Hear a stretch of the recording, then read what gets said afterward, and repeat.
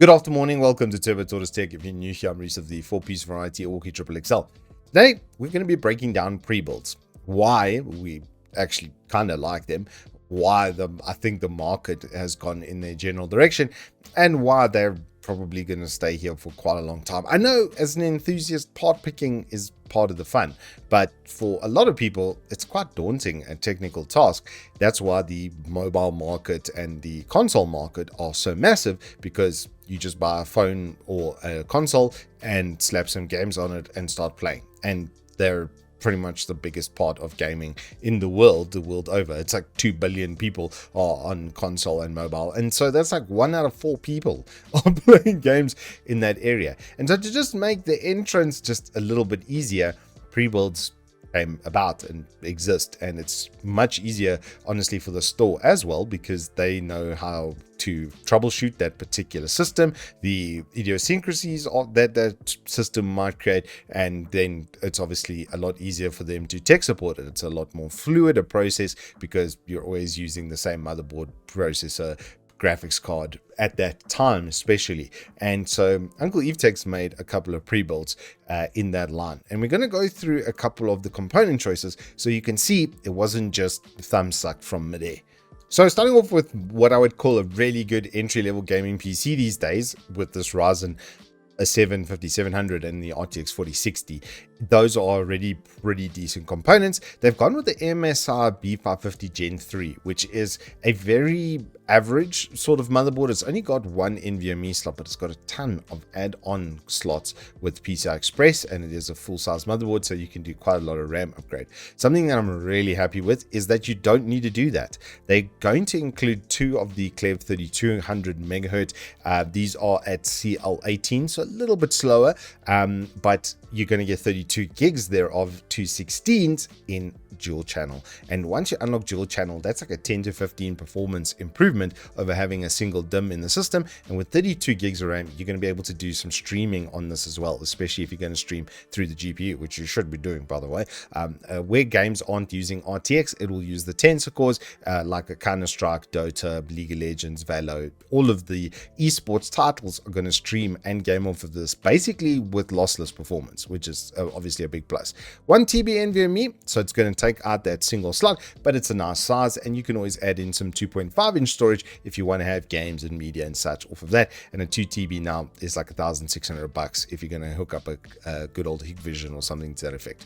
It comes with Windows 11 Pro. Why Pro? Because that unlocks all of the networking features and functionalities, domain controllers, etc. So you can use this for gaming and for work, which is going to be a big plus. Something that they've recently changed, and I'm really happy about, is they've gone with a slightly bigger power supply. They've gone, instead of using a 500 watt, I had a chat and I was like, but let's just go with a 600 watt. Even if it increases the price by 200 or 300 rand, that's just going to give upgrading headroom. So if you want to put in a bigger GPU, you're not going to be strangled by your power supply. And then the existing components, which are going to be running at a much lower overall wattage, don't use as much of the power supply's capacity, and therefore it's just going to last longer and see you into the future just a bit better, and obviously reduce the warranty claims and times that would come through from that. You don't want to have downtime with the PC. Obviously you want to be able to use it as much as possible, and equally, if Uncle Evetech's doing tech support, that's just wasted time that they could be spending building and selling PCs. So it's all around just better for everybody. The Athena P1 is our next point of conversation. On the surface, it just looks like a normal sort of standard sort of case, but this thing's got a lot of tricks up its sleeve. So if we used to have a scroll down here, beyond the front mesh and the 4 included fans, you've got 3 in and 1 out at the back. Now if you put a water cooling block up top, you've basically saturated the build space over there. But it's got an included GPU sag bracket as well. So even though it's an entry-level case, it's got the solid defaults that we like to see.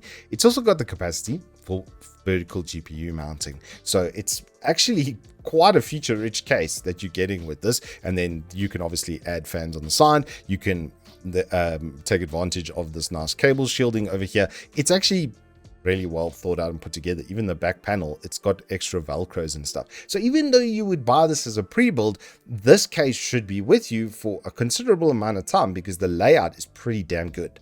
Then with the second pre-build, this is more of like an esports gaming PC for a little bit more money. You're getting quite a lot more processor with the 14600K. The boost clocks on this, as you can see, are pretty violent. You can probably actually get it even to 5 gigahertz. We did in our review pretty comfortably. The motherboard on this has just enough power phasing to push it to the level that you want to get it to.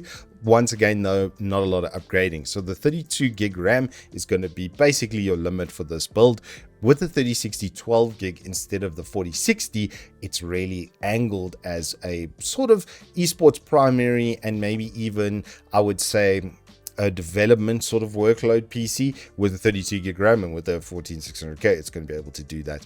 Same thing with the storage, but then with that 240mm liquid cooler on it, it's going to get way better multi-threading performance. This is spec for about 220 watt, and you should be peaking at about 180 190 watt with a couple of tweaks on your 14600K. You can undervolt it, which does help out a boatload with temperatures. Same thing with the power supply, slightly upgraded, and then same thing with the Athena P1.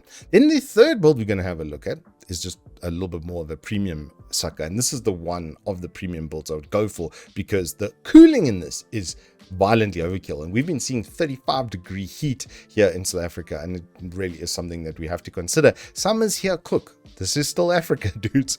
So with that in mind, they've gone with the 9700X, which you can see gets a huge turbo performance. And we've seen with our undervolting on this channel that it goes really well. Negative curve optimization is a big plus with this. The 4070 Super is pretty much the best overall GPU, kinda. You'll see with my suggestion later.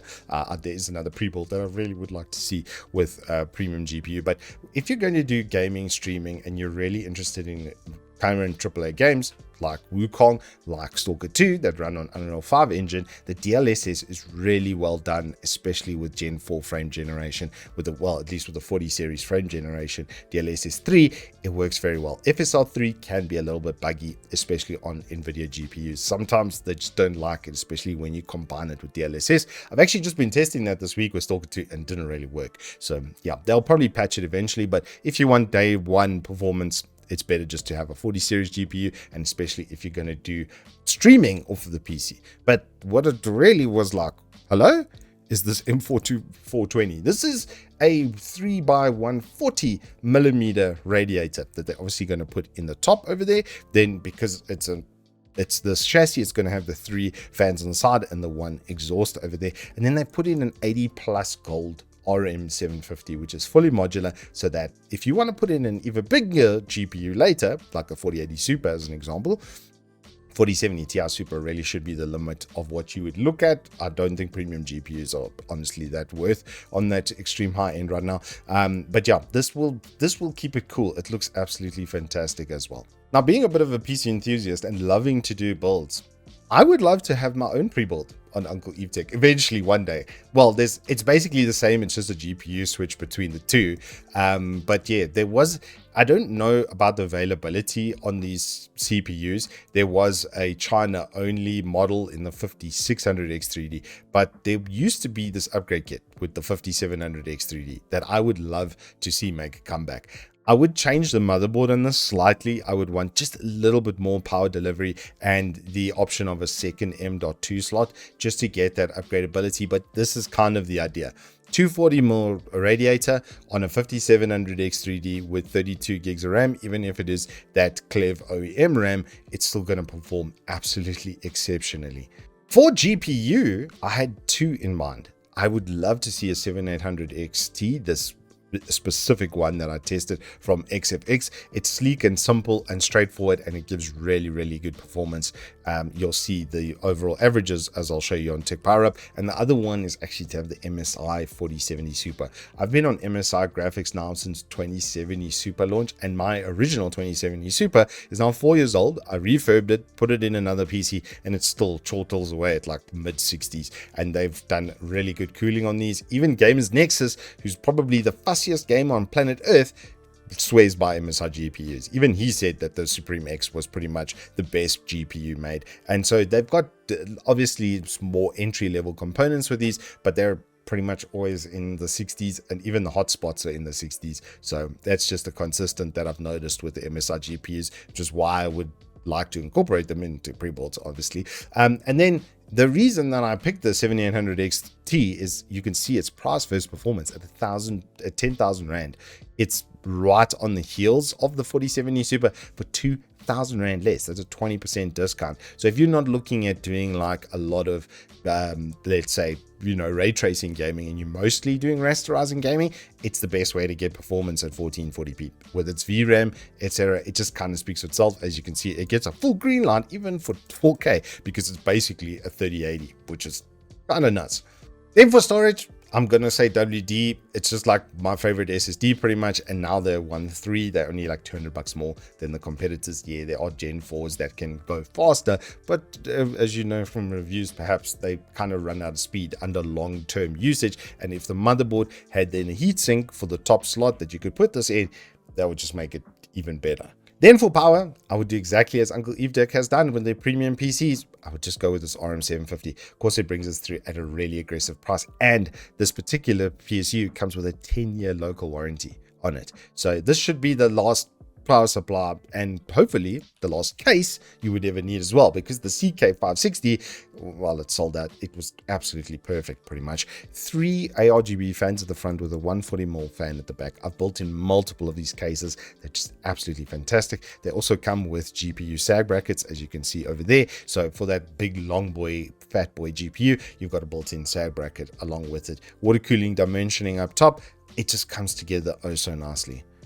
And that, my Liptions, is your pre-build buyer's guide. I hope you get a bit more insight into it, that the components that they've selected are not just thumbsucked, that they're actually open at Uncle Evetech to changing things up to make them better for you. They've made that change in not even a week. So yeah, it's something that I've loved about working with Uncle Evetech. They really do take suggestions. If you can substitute or supplement those with evidence, then they will support that decision and that change. And yeah, I would just really like to have a Turbo Tortoise Tech pre-build. Imagine if I could build it, show it to you, show the performance, show the temperatures, everything on channel, and then you'd know exactly what you were getting. Perhaps we'll do some content on that early next year. Fingers crossed. If you want to see something like that, let me know in the comments down below. Anywho, that is all I have for you today. If you have enjoyed this, please do hit us up with a like and subscribe, and I will see you on the flip side.